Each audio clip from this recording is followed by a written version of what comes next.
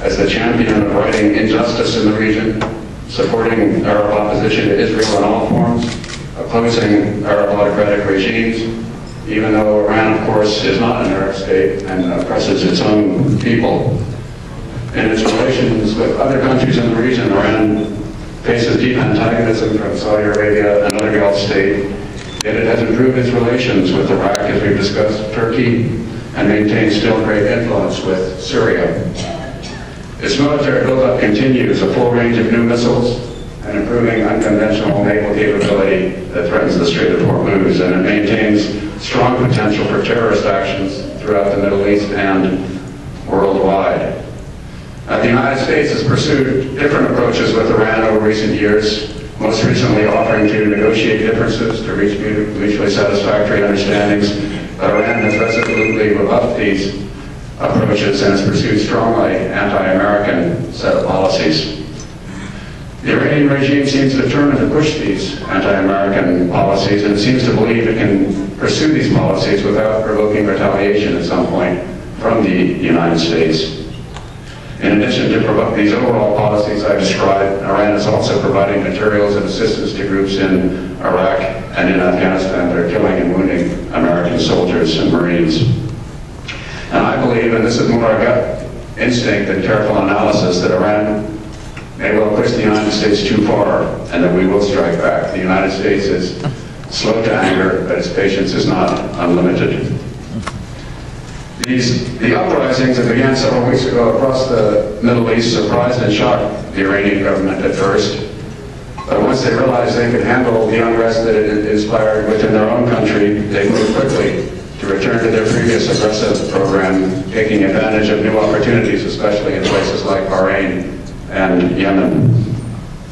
I don't want to paint the Iranians as 10 feet tall in this regard. They face challenges in pursuing their objectives. The Iranian economy is in poor shape. International sanctions are hurting.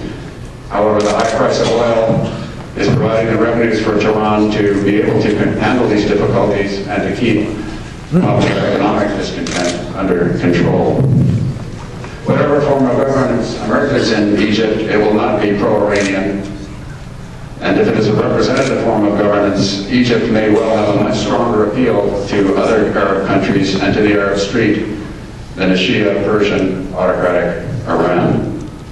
Although Iran has improved its relations with Iraq, Turkey, strengthened its ties with Syria, these countries are by no means natural long-term allies of Iran, much less clients, and they could quickly turn against Iran in many situations.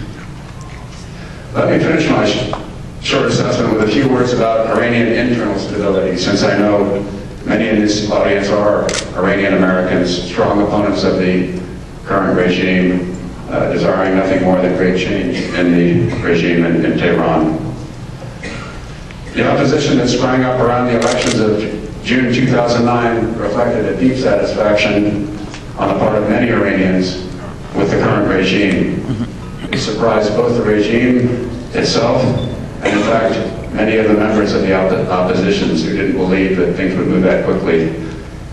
For several months, the opposition improvised brilliant tactics of protest that stayed ahead of security forces that seemed to have momentum. However, I must say that this opposition was not as universal and did not undermine the foundations of Iranian regime power as deeply as the opposition that we have seen more recently this year in Egypt, in Algeria. Many neutral observers, in fact, felt that Ahmadinejad would have won the 2009 election had it been fairly conducted, even although it would have been with a much narrower margin. And in fact, Ahmadinejad himself remains popular among many Iranians. We have to face the facts. And that's important. The Iranian security forces, led by the IRGC and the Basij, have been very effective in suppressing dissent through refined police state tactics, surveillance, arrest, intimidation, executions, control of communications, discrediting the opposition. The Green Movement has shown great inventiveness, still shows great courage, but the security forces at the moment seem to have the upper hand. And like many in this audience, I would like nothing better than to see the end of the Ahmadinejad regime. I do not have the personal stake in it that motivates many of you in this room, but I consider the current Iranian regime a hostile threat to important American interests, and I believe American policy needs to oppose it and defeat it at every turn. However, I would be providing you false hope and poor analysis if I told you that the current Iranian opposition movements are likely in the near term to be able to push the current government out of power. It will take a long-term, smart, determined, courageous effort by Iranians themselves to change their government.